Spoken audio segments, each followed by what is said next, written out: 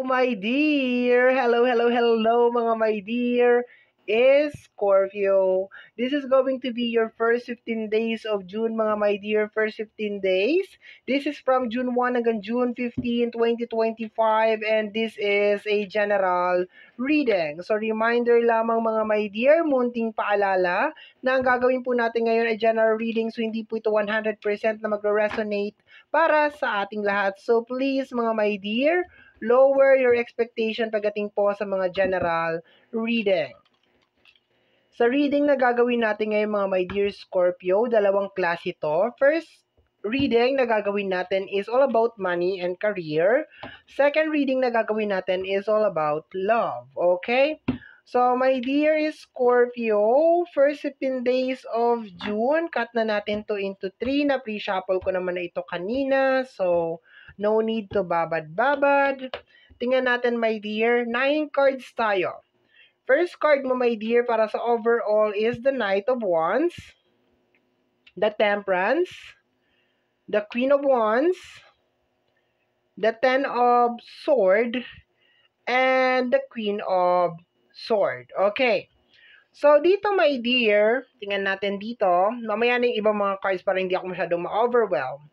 Knight of Wands. Okay, so meron ka ditong gustong gawin, my dear Scorpio. Okay, this is connected sa energy ng action, pero based sa energy ng card na to, this is more on controlling yung situation. Okay, meron ako nakukuhang energy ng tao, so posibleng gusto mong kontrolin yung tao na yun related sa usapin ng pinansyal. Okay, relate kasi hindi wala pa tayo sa usapin ng love. So related sa usapin ng pinansyal.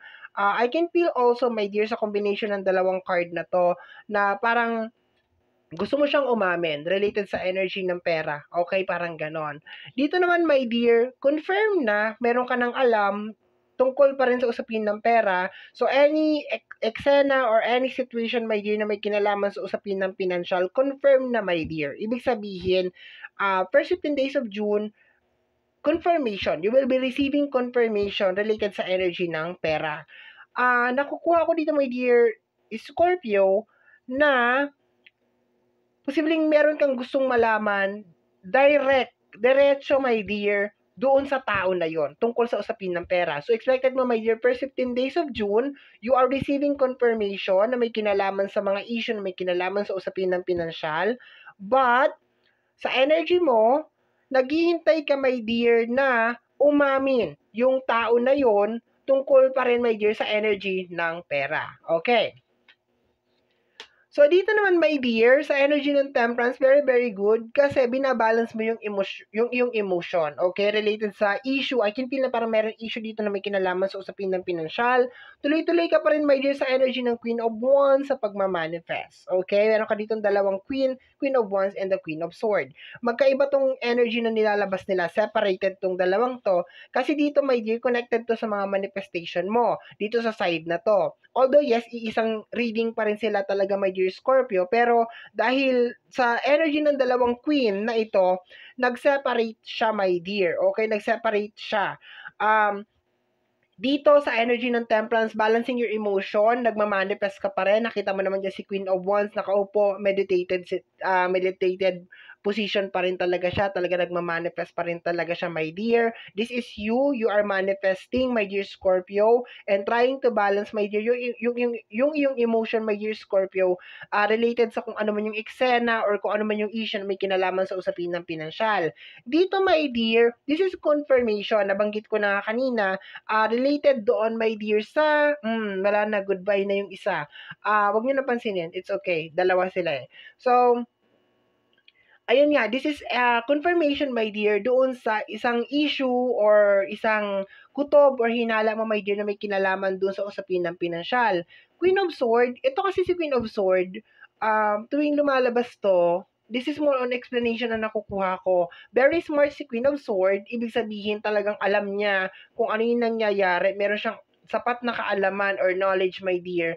Pero, natutunan pa rin talaga siya sa moment or sa ano na, teka lang, hindi kita huhusgahan. Okay? Parang hindi kita huhusgahan, magpaliwanag ka.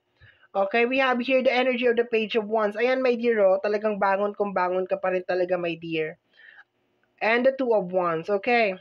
So, nakapag-decide ka na talaga, my dear, na focus ka talaga, my dear, sa goal mo and manifestation mo in life.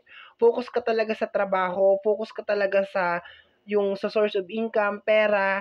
Yun nga lang, talagang nandun ka talaga sa area, my dear, na yung mga issue na may kinalaman sa usapin ng financial, kahit na siguro na alam mo kung ano talaga yung pinaka-totoo or pinaka-totoong kwento or kung ano man yan, is nandun ka sa moment, we have here the Four of Swords, na gusto mo lang talaga ng closure. Okay? Yun lang siya. As in, closure lang talaga.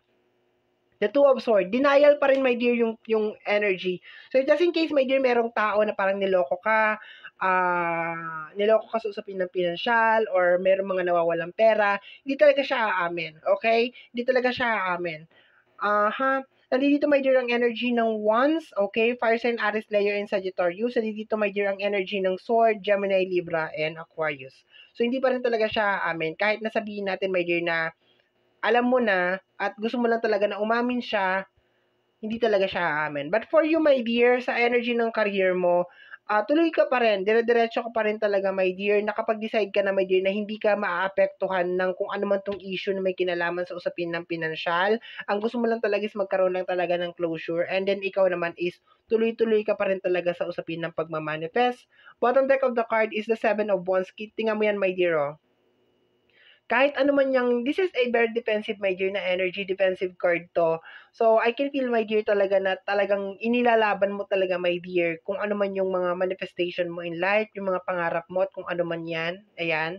So, yes, posible nga maka-discover ka pa ng mga panibagong pagkakakitaan, okay? Mga panibagong mga business, mga panibagong mga cash flow sa first 15 days of June. Pero so far, gusto mo lang talagang umamin. Meron ako nakukuha dito na gusto mong paaminin related sa energy ng money, energy ng fire sign, Aries, Leo, and Sagittarius, and energy ng sword, Gemini, Libra, and Aquarius, pero hindi talaga siya aamin.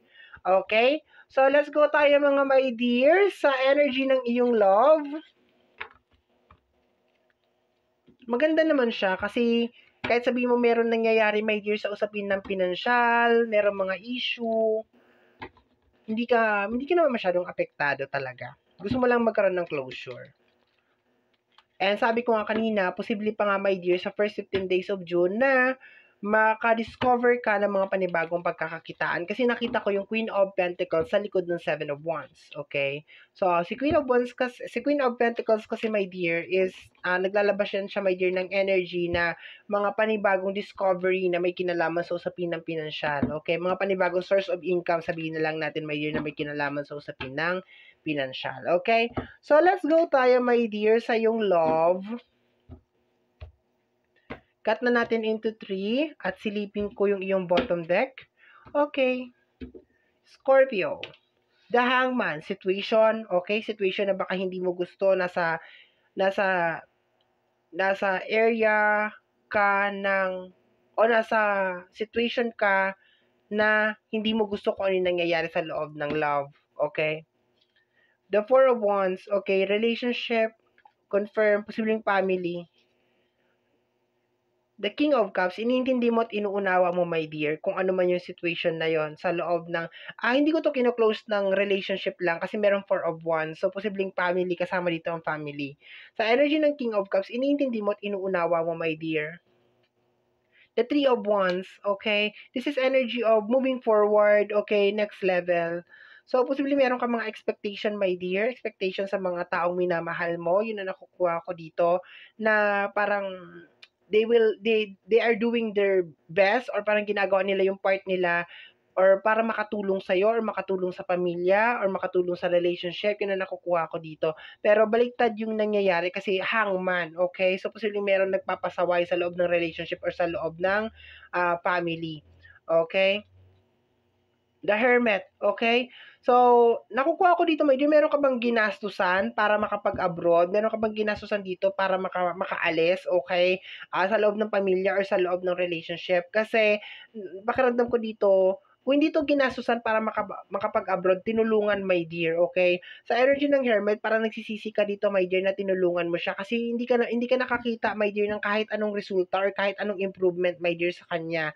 Yun ang nakukuha ko dito. Or posibleng kung mag-a-abroad man or aalis man, dalawang energy ang nakukuha ko dito. Posibleng hindi hindi naman talaga siya nag-abroad or nakapag-abroad man siya, my dear, pero parang walang nangyari. Yun ang nakukuha ko dito. Ang lakas kasi ng energy dito, my dear, na parang tinulungan mo talaga siya. Posibleng tinulungan mo siya makaalis, pero yung tulong mo parang walang parang hindi hindi worth it. Okay. The Seven of Cups, okay. So, nakukuha ko dito yung tao na puro plano lang. Okay, puro plano lang. Magaling na siya magsalita. Yun ang nakukuha ko dito sa energy ng Seven of Cups. Bibigay ko sa iyo ang between, bibigay ko sa iyo ang mga buwan, susungkitin ko yung ganito. Yun ang nakukuha ko dito. Magaling na siya magsalita. Puro lang siya plano, my dear, pero wala sa gawa. So, yung relationship, yung family is nasa isang sitwasyon siya, my dear, na hindi mo gusto kung ano yung nangyayari. Pinipilit mong intindihin. First 15 days of June, mga my dear Scorpio, makakaranas ka rin or makakaramdam ka rin na para ka nagsisisi. Kasi, bakit ganon? Bakit parang, saan ako nagkulang? Parang ganon na nakukuha ko dito, my dear. Saan ako nagkulang? Binigay ko naman lahat, ginawa ko naman lahat. Pero bakit ganon? Bakit ganon yung nangyari? Bakit ganon yung naging outcome? Next natin over here is the wise one, okay? Hindi ka naman as in, like, hindi mo naman siya dinajudge, okay? Hindi mo naman siya inuusgahan. Sabi ko nga sa'yo kanina, hindi ka naman talaga as in like apektado kung ano yung nangyayari sa'yo. Sa energy ng career, hindi ka naman talaga as in like apektado. Nandun ka lang siguro, my dear, sa moment na parang nanghihinayang ka lang siguro, my dear, sa lahat ng pagmamahal, sa lahat ng tulong, sabihin na lang natin, na binigay mo or ginawa mo para sa tao na yan or sabihin natin kahit na sabihin natin sa pamilya mo na hindi na-appreciate or wala kang nakikitang improvement or wala kang nakikitang progress, tuloy ka pa rin, my dear, okay? Wala pa akong nakukuha dito na separation or something. Kahit na sabihin natin na, sabi ko nga sa'yo dito, my dear, sa first card natin, meron ka ng alam, meron ka na na-discover, my dear. So, ayoko naman i-connect, my dear, yung energy ng financial dito, masyado. Kasi dito, my dear, sa usapin ng financial, nasagap natin, my dear, na merong tao or merong energy na meron siyang ginawa na may kinalaman sa usapin ng financial. So, depends on your situation na yan, my dear Scorpio, kung i-connect mo siya dito, pero ako hindi ko siya i-connect.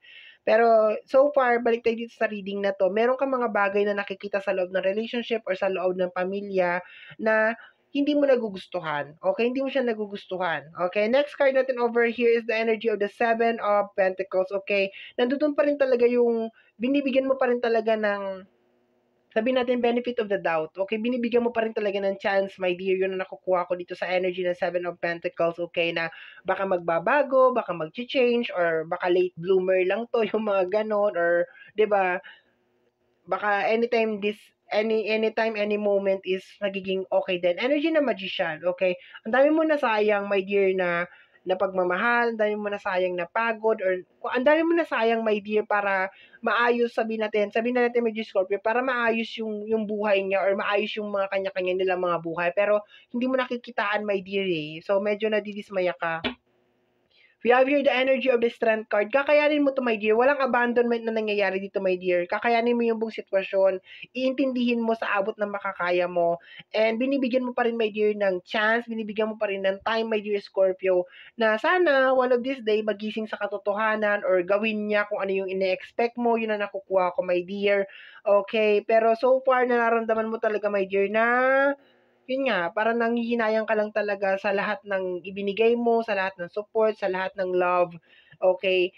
Hindi yung as in like, hindi naman as in like, gusto kong linawin to eh. Kasi baka isipin mo, my dear, na yung parang hindi bukal sa loob mo yung mga ginawa mo sa kanya or sa pamilya mo or sa relationship mo. Bukal naman sa loob mo, my dear Scorpio. It is just more on parang nagtatanong ka siguro, my dear, bakit gano'n? Hindi niya ba na-appreciate? Hindi niya ba nakikita yung pagmamahal na ibinibigay ko? Hindi ba nila nakikita yun na ginagawa ko lahat para mapabuti yung buhay ng bawat isa? Yung gano'n, my dear. So, yun ang nakukuha ko dito. Pero so far, based dito sa reading mo, my dear, kung sa ngayon kasi, my dear, tagilid eh. Kasi hangman yung pinaka-opening card natin. So, hangman, sa tagilid, medyo hindi mo gusto kung ano yung nangyayari sa loob ng family and relationship. Sinasama ko yung family kasi may Four of Wands. Family and relationship, pero kakayanin mo, my dear. Nandoon pa rin talaga yung hope mo and you're still praying, my dear Scorpio, na one of these days, magiging maayos din to, magiging okay din ito. Okay? So, my dear Scorpio, yan ang iyong reading para sa yung first 15 days of June. Somehow, my dear, kung nagustuhan mo to, especially kung napadaan ka lang, don't forget to subscribe.